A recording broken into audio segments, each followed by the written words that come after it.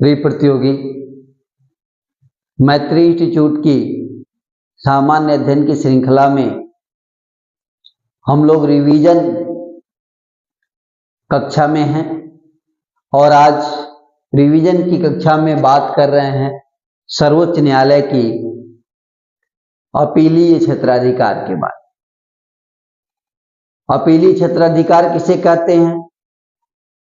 जब किसी कोर्ट में मामला सीधे न जाकर निचली अदालतों से क्रम से जाए, पहले लोअर कोर्ट में, फिर अपर कोर्ट में, फिर हाई कोर्ट में, फिर सुप्रीम कोर्ट में, तो क्रम से मामला जब जाता है तो उसे अपील कहते हैं, यानी अपीलीय क्षेत्राधिकार कहते हैं। भारत में अधीनस्थ न्यायालयों से मामला उच्च न्यायालय को जाएगा, उच्च न्यायालय से कहां जाएगा? सर्वोच्च न्यायालय को जाएगा। इसलिए इस अधिकार को क्या कहते हैं? ये क्षेत्राधिकार अपीलीय क्षेत्राधिकार के नाम से जाना जाता है। अब अपीलीय क्षेत्राधिकार सर्वोच्च न्यायालय का किस प्रकार का है? सर्वोच्च न्यायालय भारत का अंतिम अपीलीय न्यायालय है, इससे बड़ा कोई और न्यायालय नहीं, अंतिम अपीलीय न्यायालय है और सभी उच्च न्यायालयों के विरुद्ध अपील सुनने का अधिकार सर्वोच्च न्यायालय को है। अपीलीय क्षेत्राधिकार की बात करें तो 4 वर्गों में अपीलीय क्षेत्राधिकार को बांटा गया है। अपीलीय क्षेत्राधिकार को कितने वर्गों में बांटा गया है? 4 वर्गों में बांटा गया है, जिसमें पहला है संवैधानिक मामलों में अपील। संवैधानिक मामलों में अपील इन कॉन्स्टिट्यूशनल मैटर्स, संवैधानिक मामलों में अपील। इसके लिए अनुच्छेद 132 की बात करेंगे। अनुच्छेद 132 के अनुसार उच्च न्यायालय द्वारा किसी सिविल, दांडिक, अन्य कार्यवाही में दिए गए किसी ऐसे निर्णय, डिक्री या अंतिम आदेश के विरुद्ध अपील उच्चतम न्यायालय में की जा सकती है, जिसके बारे में उच्च न्यायालय ने इस बात का प्रमाण पत्र दे दिया हो। वो भी प्रमाण पत्र किस अनुच्छेद के अंतर्गत? अनुच्छेद 134 क के तहत ये दे दिया हो और ये कह दिया हो कि उक्त मामले का में संविधान की व्याख्या से संबंधित कोई महत्वपूर्ण विषय शामिल है। यानी संवैधानिक मामलों में अपील सर्वोच्च न्यायालय में तब की जाएगी जब उच्च न्यायालय ने यह निर्णय कर दिया हो कि इस प्रश्न या इस विषय में कोई संवैधानिक व्याख्या रह गई है, कोई विधि का महत्वपूर्ण प्रश्न रह गया है, इसकी सुनवाई सर्वोच्च न्यायालय में की जानी है। तब सर्वोच्च न्यायालय अपील ग्रहण करेगा और जब अपील ग्रहण करेगा तो कम से कम 5 न्यायाधीशों के बेंच द्वारा उसे सुना जाएगा। ऐसे बेंच को संविधान पीठ कहते हैं। क्या कहते हैं? संविधान पीठ, कॉन्स्टिट्यूशनल बेंच कहा जाता है। तो हुआ पहला। अब आगे बात करते हैं और वह है दूसरा है सिविल मामलों में appeal. Appeal in civil matters. Civil मामलों में अपील ये अनुच्छेद 133 के अंतर्गत आता है। सिविल मामलों में अपील अनुच्छेद 133 के अंतर्गत क्या होता है? इसमें उच्च न्यायालय द्वारा सिविल मामलों में कोई निर्णय दिया गया हो, कोई डिक्री या कोई अंतिम आदेश दिया गया हो, तो इसकी अपील उच्चतम न्यायालय में की जा सकती है। कब की जा सकती है? जब इस बात का प्रमाण पत्र उच्च न्यायालय ने अनुच्छेद 134 क के तहत दिया हो, या फिर यह कहते हुए दिया हो। क्या कहते हुए उच्च न्यायालय ने दिया हो? उच्च न्यायालय ने कहा हो कि मामला जो है वो विधि के व्यापक महत्व से जुड़ा हुआ कोई विषय इसके अंतर्गत नहीं है, इसलिए इसे सर्वोच्च न्यायालय में सुना जाए। या फिर उसकी राय में, किसकी राय में? उच्च न्यायालय की राय। उच्च न्यायालय की राय में प्रश्न का उच्चतम न्यायालय द्वारा ही विनिश्चय या डिसीजन किया जाना जरूरी।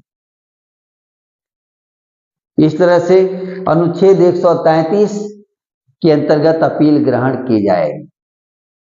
हाँ, अगर मामला उच्च न्यायालय के एक न्यायाधीश, जिसे सिंगल वन जज या सिंगल बेंच कहते हैं, द्वारा अगर कोई आदेश दिया गया है तो उस आदेश के विरुद्ध अपील सर्वोच्च न्यायालय में नहीं सुनी जाएगी, नहीं की जाएगी। उच्च न्यायालय के सिंगल जज के आदेश के विरुद्ध अपील उच्च न्यायालय में ही की जाएगी और उसे स्पेशल अपील क्या कहते हैं? स्पेशल अपील के नाम से जानते हैं।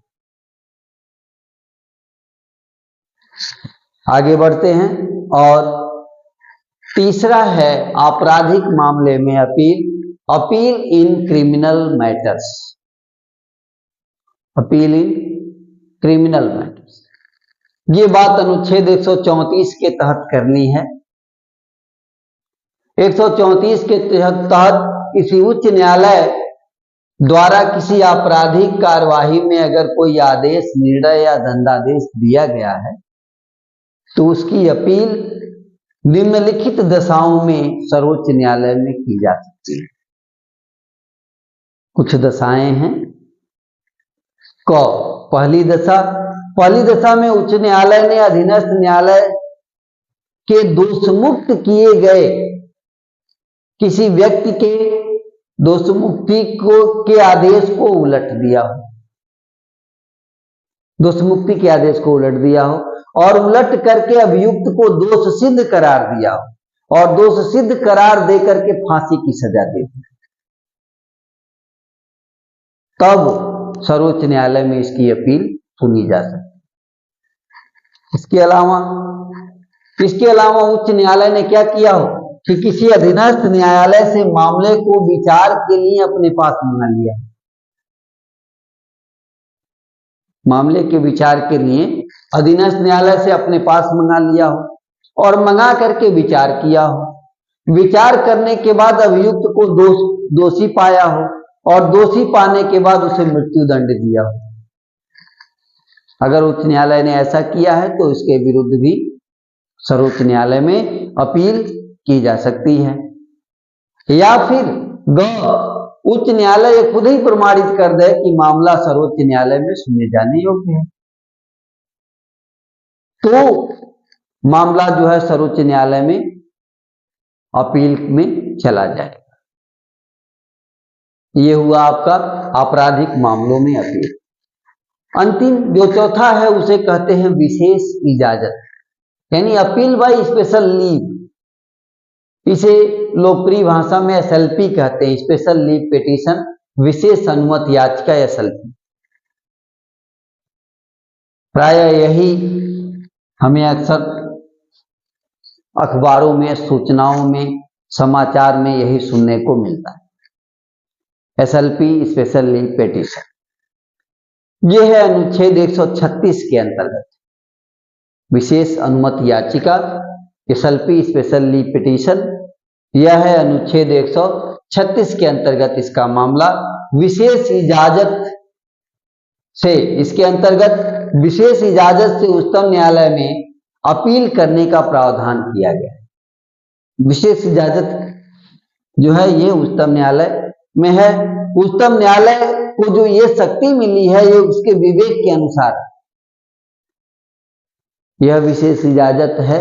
इजाजत कैसे देगा? अपने विवेक के अनुसार देगा। उच्चतम न्यायालय में यह शक्ति क्यों दी गई है? यह शक्ति इसलिए दी गई है ताकि असाधारण और गंभीर मामलों में सर्वोच्च न्यायालय हस्तक्षेप कर सके। असाधारण और गंभीर मामलों में सर्वोच्च न्यायालय क्या कर सके? हस्तक्षेप कर सके, इसलिए इसे दिया गया। तो हस्तक्षेप करेगा। अनुच्छेद 136 के अनुसार क्या क्या है कि भारत के उच्चतम न्यायालय अपने विवेक के अनुसार भारत के किसी भी न्यायालय, अधिकरण, ट्रिब्यूनल द्वारा दिए गए निर्णय, डिक्री, अवधारण, यहां अंग्रेजी में लिख दिया गया है डिटर्मिनेशन, दंडादेश या आदेश की अपील के लिए विशेष इजाजत सुप्रीम कोर्ट दे सकता है, भारत के किसी भी न्यायालय के खिलाफ। सैनिक न्यायालय के निर्णय के विरुद्ध बस आदेश नहीं दे सकता। बस एक बात याद रखना हमें, सैनिक न्यायालय के निर्णय के विरुद्ध सर्वोच्च न्यायालय में अपील ग्रहण, सर्वोच्च न्यायालय अपील ग्रहण नहीं कर सकता, विशेष इजाजत नहीं दे सकता। एक तथ्य और महत्वपूर्ण है कि उच्चतम न्यायालय में जो अपील है, वो अपील सुनने का जो की शक्ति है वो अवशिष्ट शक्ति के अंतर्गत उसे प्रदान की गई। अवशिष्ट शक्ति है, उच्चतम न्यायालय ऐसे किसी भी मामले में अपनी विशेष अनुमति दे सकता है जिसे वह उचित समझे। सोच लीजिए, सर्वोच्च न्यायालय जो उचित समझे उस मामले में विशेष इजाजत दे सकता है। तो इस प्रकार चारों वर्गों में अपीलीय क्षेत्राधिकार सर्वोच्च न्यायालय का हम लोगों ने देखा। रिवीजन के क्रम में सर्वोच्च न्यायालय के परामर्शी क्षेत्राधिकार, अभिलेख न्यायालय, पुनर्विलोकन का क्षेत्राधिकार, कुछ मामलों में अंतरण की शक्ति और आबद्धकर विधियां, इन बिंदुओं पर बात करनी है। क्रम से इनको देखते हुए परामर्शी क्षेत्राधिकार से एडवाइजरी ज्यूरिडिक्शन से बात शुरू की जा रही है। एडवाइजरी ज्यूरिडिक्शन परामर्शी क्षेत्राधिकार अनुच्छेद 143 143 के तहत सर्वोच्च न्यायालय को परामर्श संबंधी क्षेत्राधिकार प्रदान किया गया। किसके अंतर्गत? अनुच्छेद 143 के अंतर्गत। मतलब ये कि यदि कभी राष्ट्रपति को ये लगे कि कोई विधि या तथ्य का ऐसा प्रश्न सामने आ गया है जो सार्वजनिक महत्व का है, तो उक्त प्रश्न को लेकर के सर्वोच्च न्यायालय से क्या कर सकते हैं? राष्ट्रपति सलाह मांग सकते हैं। राष्ट्रपति सर्वोच्च न्यायालय से सलाह मांग सकते हैं। और ध्यान रहे, उच्चतम न्यायालय से राष्ट्रपति को परामर्श तभी उच्चतम न्यायालय जो है राष्ट्रपति को परामर्श तभी देगा जब राष्ट्रपति परामर्श मांगे। ये प्रश्न पूछा गया है आईएएस में कि परामर्श कब देगा, तो परामर्श मांगे बिना परामर्श नहीं देगा, स्वप्रेरणा से अपने मन से परामर्श नहीं देगा। आगे जो महत्वपूर्ण बात है कि परामर्श मांगने का जो प्रावधान है सर्वोच्च न्यायालय से राष्ट्रपति महोदय के परामर्श मांगने का जो प्रावधान है वो कनाडा के संविधान से लिया गया है। कहां से लिया गया है? कनाडा के संविधान से। ये व्यवस्था न तो ऑस्ट्रेलिया के संविधान में है न तो अमेरिका के संविधान में। अब अगले बिंदु पर बात करेंगे हम लोग, और वो है बिंदु अभिलेख न्यायालय, कोर्ट ऑफ रिकॉर्ड। तो अभिलेख न्यायालय, सर्वोच्च न्यायालय एक अभिलेख न्यायालय है, ये अनुच्छेद 129 सिद्ध करता है। अनुच्छेद 129 सर्वोच्च न्यायालय को अभिलेख न्यायालय घोषित करता है। अभिलेख न्यायालय, रिकॉर्ड कोर्ट घोषित करता है। अभिलेख न्यायालय की पहचान के दो लक्षण बताए गए। कोई न्यायालय अभिलेख न्यायालय है, इसके पहचान के लिए दो लक्षण। कौन से दो लक्षण? पहला ये कि ऐसे जो न्यायालय होगा, अभिलेख न्यायालय जो होगा, उसके निर्णय और उसकी कार्यवाहियां लिखित होंगी और वो रिकॉर्ड के रूप में, अभिलेख के रूप में रखी जाएंगी। और ऐसे अभिलेख जो होंगे वो अधीनस्थ न्यायालयों के लिए पूर्व निर्णय, प्रेसिडेंट के रूप में पेश किए जाएंगे, पूर्व निर्णय के रूप में। और इस प्रकार के सभी निर्णय साक्ष्यात्मक मूल्य रखते हैं। यानी अभिलेख न्यायालय का पहला लक्षण कि उसके आदेश और उसकी कार्यवाहियां लिखित होंगी, रिकॉर्ड के रूप में रखी जाएंगी, और ये रिकॉर्ड अधीनस्थ न्यायालयों के लिए प्रेसिडेंट, पूर्व निर्णय के रूप में काम करेंगे। और इस तरह से सभी निर्णय का साक्ष्यात्मक मूल्य होगा, एविडेंशियल वैल्यू होगा।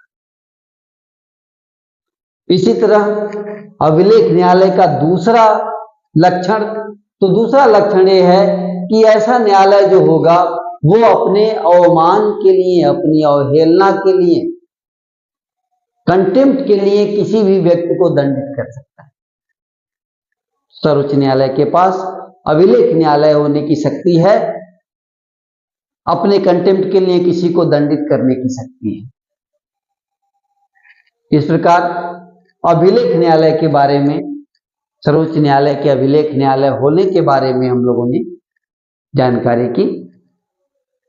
अब बात आती है पुनर्विलोकन का क्षेत्राधिकार, सुप्रीम कोर्ट का जुरिडिक्शन ऑफ रिव्यू का मामला। सर्वोच्च न्यायालय को पुनर्विलोकन का क्षेत्राधिकार प्राप्त है।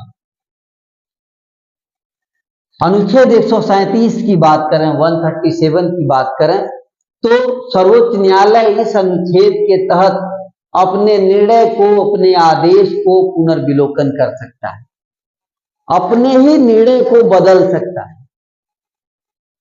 अपने ही निर्णय में परिवर्तन कर सकता है, संशोधन कर सकता है। यह है सर्वोच्च न्यायालय के पुनर्विलोकन की शक्ति। तो सर्वोच्च न्यायालय के पुनर्विलोकन की शक्ति का मतलब ये कि सर्वोच्च न्यायालय अपने निर्णयों में परिवर्तन कर सकता है। यह जो शक्ति सर्वोच्च न्यायालय को पुनर्विलोकन की जो शक्ति प्रदान की गई है, यह अनुच्छेद 141 के तहत बनाए गए नियमों के अधीन दी गई है या संसद द्वारा बनाई गई विधियों के अधीन दी गई है। मतलब ये कि मूल संविधान में व्यवस्था नहीं था, बाद में इसको संशोधन के पश्चात संविधान में सम्मिलित किया गया। तो ये हुआ पुनर्विलोकन की शक्ति। अब पुनर्विलोकन की शक्ति के पश्चात कुछ मामलों के अंतरण की शक्ति, सुप्रीम कोर्ट के एक और अधिकार, power of transfer of certain cases, कुछ केसेस को ट्रांसफर करने की शक्ति।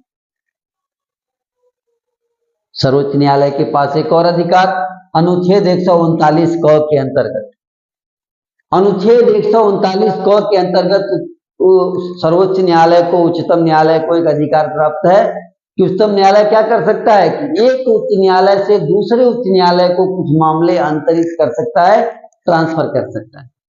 यानी कोई केस या कुछ केस सर्वोच्च न्यायालय एक हाई कोर्ट से दूसरे हाई कोर्ट को ट्रांसफर कर सकता है, या फिर हाई कोर्ट से केस को अपने पास मंगा सकता है, या अपने पास भी मंगाने की उसके पास शक्ति है। तो सर्वोच्च न्यायालय के पास अंतरण की शक्ति है, ट्रांसफर की शक्ति है, केसेज को ट्रांसफर कर सकता है, मामलों को ट्रांसफर कर सकता है। और अगला बिंदु आबद्धकर विधियों से लेकर बाइंडिंग लॉज को लेकर, ये आबद्धकर विधियां क्या है, बाइंडिंग लॉज क्या है भाई। अनुच्छेद 141 की बात करें, अनुच्छेद 141 के तहत उच्चतम न्यायालय जो भी निर्णय देता है ना, या उसके जो भी निर्णय हैं, वो सभी उच्च न्यायालयों पर आबद्धकर है, बाइंडिंग है, जरूरी लागू होते हैं, आवश्यक रूप से लागू होते हैं।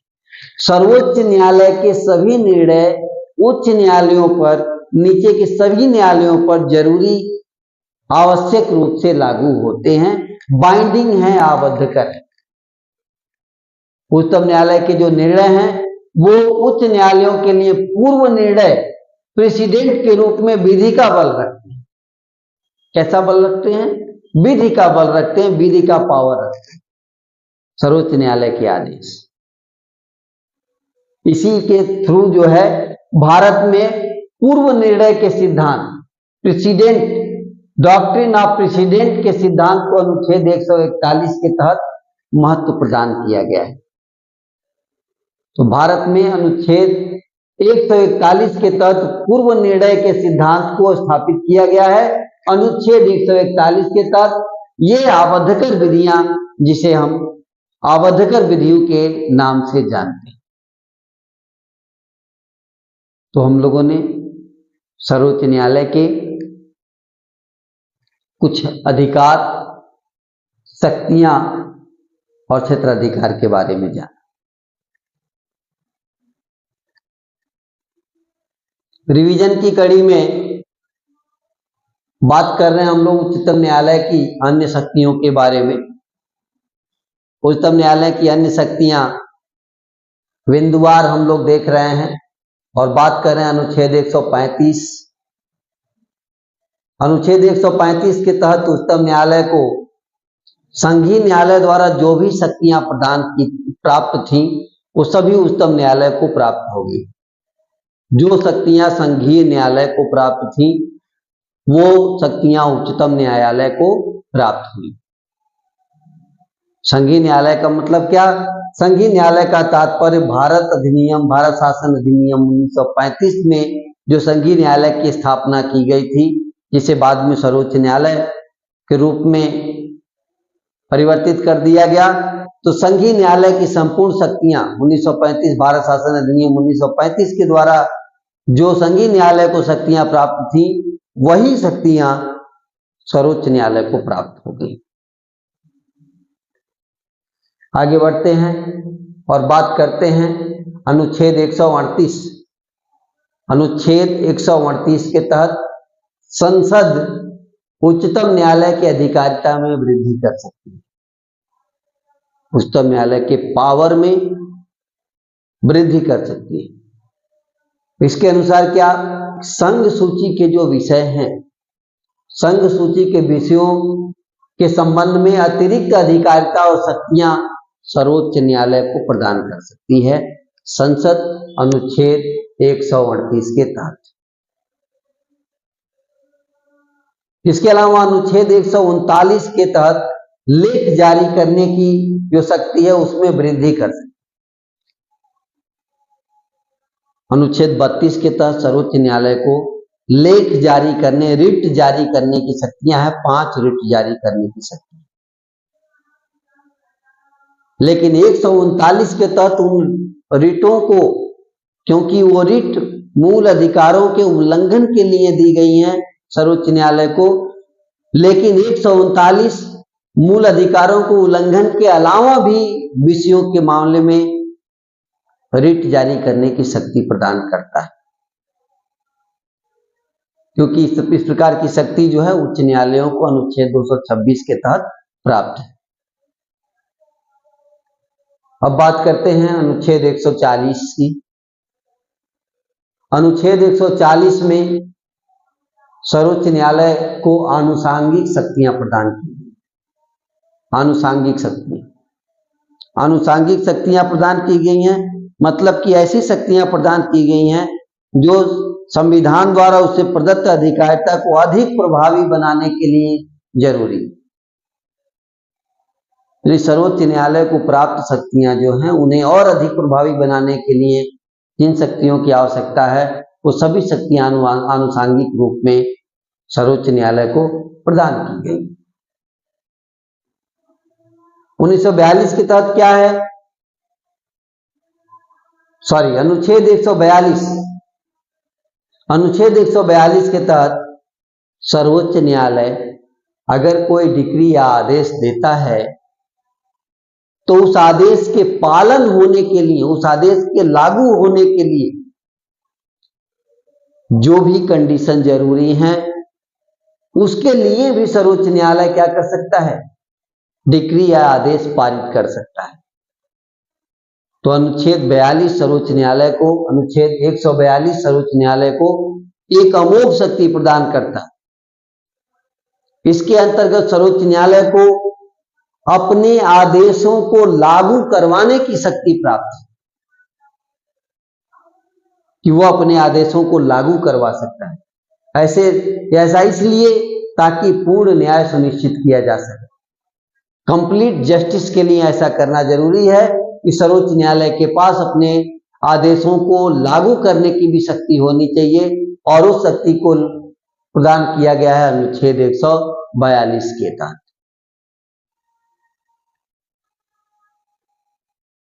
आगे बढ़ते हैं और अनुच्छेद 144 में सर्वोच्च न्यायालय को जो शक्ति प्राप्त है उसे देखते हैं। अनुच्छेद 144 के अनुसार भारत के राज्य क्षेत्र में जितने भी सिविल और न्यायिक प्राधिकारी हैं, जितनी भी सिविल और जुडिशियल अथॉरिटीज हैं, सब उच्चतम न्यायालय सब लोग उच्चतम न्यायालय की सहायता में कार्य करेंगे। सभी के सभी लोग उच्चतम न्यायालय की सहायता में कार्य करेंगे। ये 144 घोषित करता है।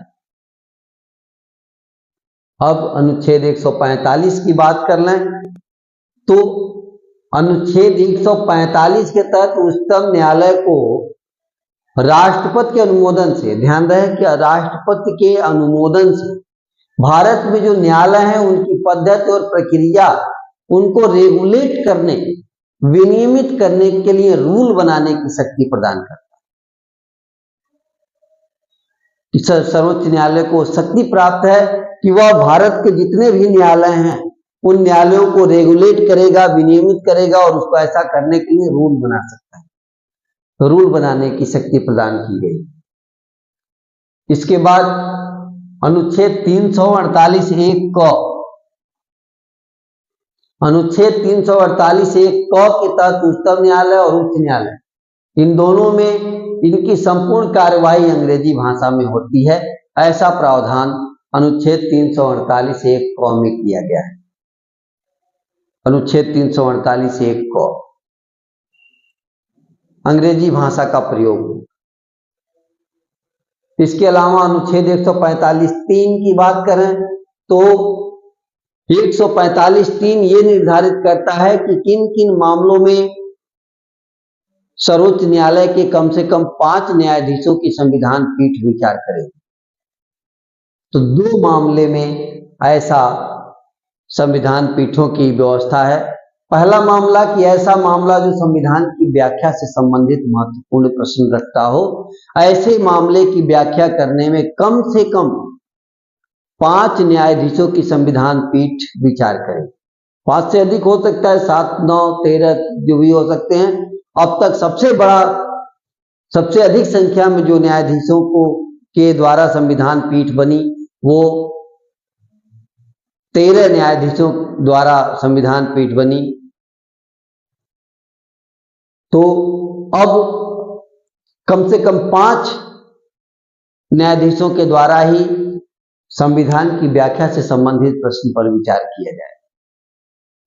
इसके अलावा अनुच्छेद 143 के तहत अगर राष्ट्रपति ने सर्वोच्च न्यायालय से परामर्श मांगा है तो उस परामर्श को देने के लिए, उस पर विचार करने के लिए न्यूनतम 5 जजों की संविधान पीठ विचार करेगी और परामर्श देगी। इसके आगे बढ़ते हैं और बात होती है कि सर्वोच्च न्यायालय मूल अधिकारों का रक्षक है। क्या करता है? मूल अधिकारों की रक्षा करता है, गार्डियन है ये मूल अधिकारों का। कैसे? अनुच्छेद 32 के तहत भारत का उच्चतम न्यायालय मूल अधिकारों का रक्षक घोषित किया गया है। मूल अधिकार की रक्षा के लिए 5 प्रकार के रिट, बंदी, प्रत्यक्षीकरण, परमादेश, प्रतिषेध, उत्प्रेषण और अधिकार परीक्षा, 5 रिटों को जारी करने का अधिकार सर्वोच्च न्यायालय को है। और अनुच्छेद 13(2) के तहत सर्वोच्च न्यायालय को ऐसी शक्ति है कि अगर विधायिका ने कोई ऐसा विधि, ऐसा कानून बनाया है जो मूल अधिकारों को छीनती है या कम करती है, तो ऐसे विधि, ऐसे कानून को सर्वोच्च न्यायालय शून्य घोषित कर सकता है। अर्थात सर्वोच्च न्यायालय के रहते हुए मूल अधिकारों को नागरिकों से कोई छीन नहीं सकता। इसके आगे न्यायिक पुनर्विलोकन की शक्ति सर्वोच्च न्यायालय को प्राप्त है। इस शक्ति के द्वारा सर्वोच्च न्यायालय संविधान की रक्षा करती है। इसके पहले आपने देखा मूल अधिकारों की रक्षा हो रही थी, अब देख रहे हैं कि संविधान की रक्षा करने का काम सर्वोच्च न्यायालय न्यायिक पुनर्विलोकन की शक्ति से करती है। क्या है न्यायिक पुनरावलोकन में? इसके अंतर्गत सर्वोच्च न्यायालय द्वारा संविधान तथा उसकी सर्वोच्चता की रक्षा करने का कार्य किया जाता है। कैसे? तो न्यायिक पुनर्विलोकन की शक्ति का तात्पर्य क्या है? कानूनों की संवैधानिकता का परीक्षण, कानूनों की संवैधानिकता का परीक्षण मतलब कि विधायिका ने जो कानून बनाया है वह कानून संवैधानिक है कि नहीं, वो कानूनी विधि सम्मत है कि नहीं, कानून संगत है कि नहीं, न्याय संगत है कि नहीं, यह देखने का काम है सर्वोच्च न्यायालय। और अगर कोई कानून विधि सम्मत नहीं है, संवैधानिक नहीं है, तो सर्वोच्च न्यायालय उसे शून्य घोषित कर सकती है परीक्षण में। न्यायिक पुनर्विलोकन दो शक्तिशाली आधार इसके घोषित किए हैं। न्यायिक पुनर्विलोकन के दो शक्तिशाली आधार घोषित किए गए हैं, संघात्मक व्यवस्था और मौलिक अधिकार। ये दोनों न्यायिक पुनर्विलोकन के मूल स्तंभ हैं। अंत में न्यायिक पुनर्विलोकन की जो शक्ति है, न्यायिक पुनर्विलोकन की जो व्यवस्था संविधान के अंदर है, वह अमेरिका के संविधान से लिया गया है। ये प्रश्न भी अंतिम में देख लें कि न्यायिक पुनर्विलोकन की संकल्पना अमेरिका के संविधान से ली गई है। तो हमने देखा न्यायिक पुनर्विलोकन मूल अधिकारों की रक्षक और सर्वोच्च न्यायालय की अन्य शक्ति है।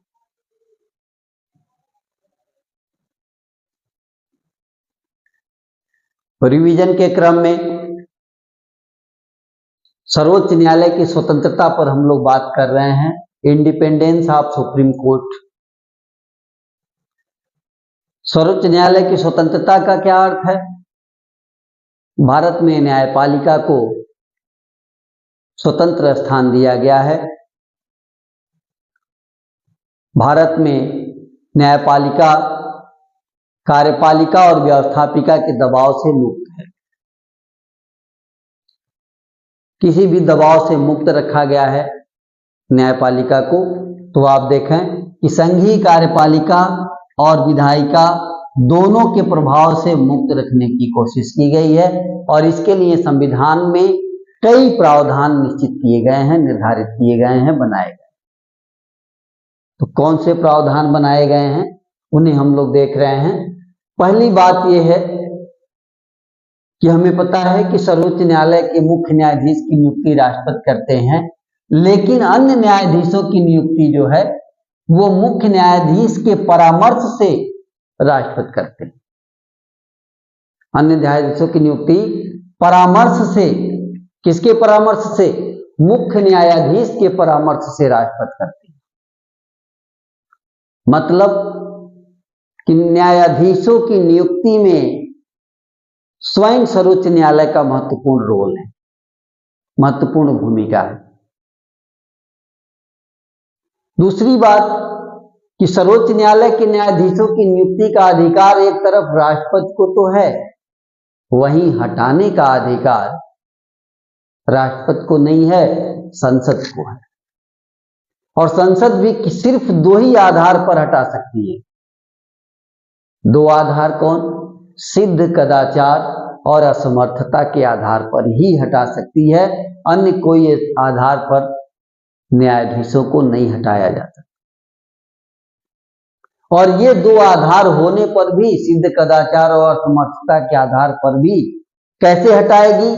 तो हटाने की एक प्रक्रिया है, उस प्रक्रिया के द्वारा ही संसद के प्रत्येक सदन द्वारा अलग अलग, लोकसभा राज्यसभा अलग अलग अपनी कुल सदस्य संख्या के बहुमत से तथा मतदान करने वाले और उपस्थित सदस्यों के 2/3 बहुमत से पारित प्रस्ताव द्वारा ही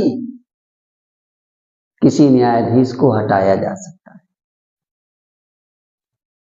और चूंकि ऐसे न्यायाधीश को इस प्रक्रिया से हटाना अत्यंत कठिन है और संभवतः इसीलिए भारत में अब तक किसी भी न्यायाधीश को हटाने का कोई उदाहरण उपलब्ध नहीं है, यानी किसी को नहीं हटाया गया।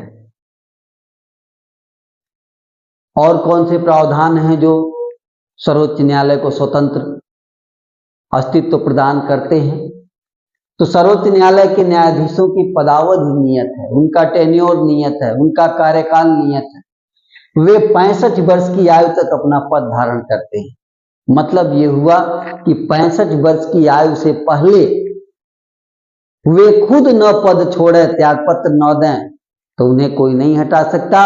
अगर हटाएंगे तो फिर प्रक्रिया वही है, सिद्ध कदाचार और असमर्थता के आधार पर संसद हटाएगी अपने विशेष बहुमत से, 2/3 बहुमत से। कैसे हटाएगी? 2/3 बहुमत से हटाएगी, प्रत्येक सदन अलग अलग। इस प्रकार स्वतंत्रता सर्वोच्च न्यायालय का बहाल किया गया है। आगे बढ़ते हैं। सर्वोच्च न्यायालय के न्यायाधीशों के वेतन, भत्ते, पेंशन, आर्थिक सुरक्षा बड़ा महत्वपूर्ण है। किसी भी कर्मचारी, वो न्यायाधीश ही क्यों न हो, अगर आर्थिक सुरक्षा नहीं तो कर्तव्य करने में बाधा उत्पन्न होती है, तो उनके वेतन, भत्ते और पेंशन और प्रशासनिक व्यय भारत की संचित निधि पर निर्धारित है और उनके सेवा काल के दौरान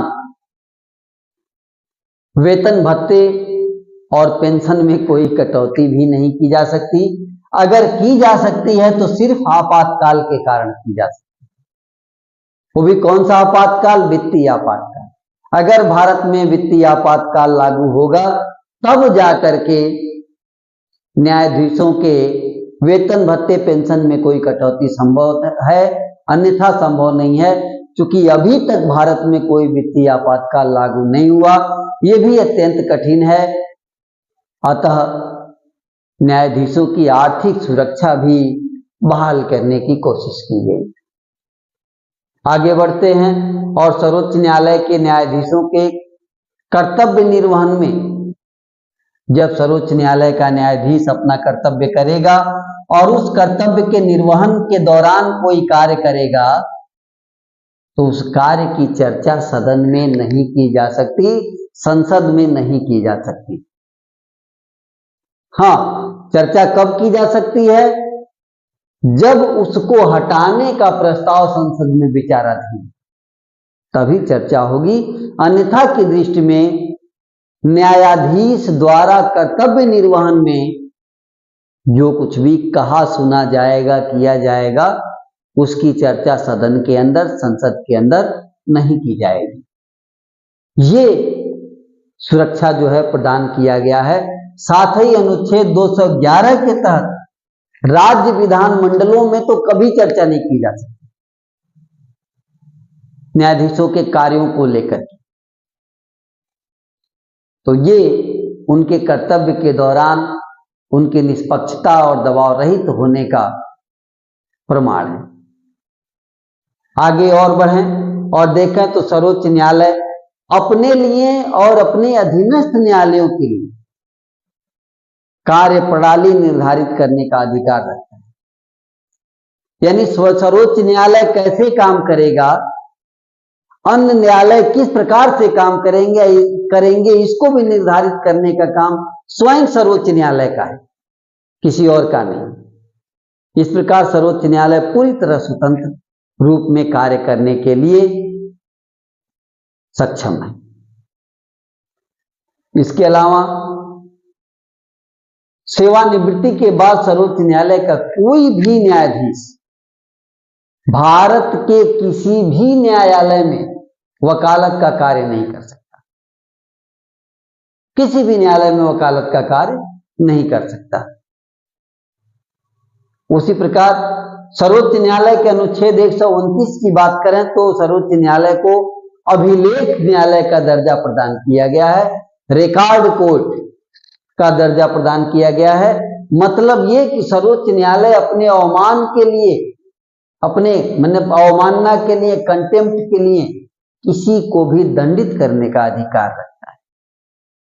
अगर सर्वोच्च न्यायालय की अवमानना की गई तो सर्वोच्च न्यायालय इसके लिए किसी को भी क्या कर सकता है, दंडित कर सकता है। और इस संबंध में सर्वोच्च न्यायालय को अनुच्छेद 142 के तहत अमोघ शक्ति दी गई है, एक बड़ी शक्ति प्रदान की गई है, ताकि सर्वोच्च न्यायालय अपने आदेशों का, अपने निर्णयों का पालन भी करवा सके और अवमानना की दशा में दंड भी दे सके। ये सारे प्रावधान सर्वोच्च न्यायालय को स्वतंत्र बनाते हैं, निष्पक्ष बनाते हैं, दबाव रहित बनाते हैं। तो ये हम लोगों ने देखा सर्वोच्च न्यायालय की स्वतंत्रता। और इस प्रकार सर्वोच्च न्यायालय का जो अध्याय है आज वो समाप्त हुआ। धन्यवाद।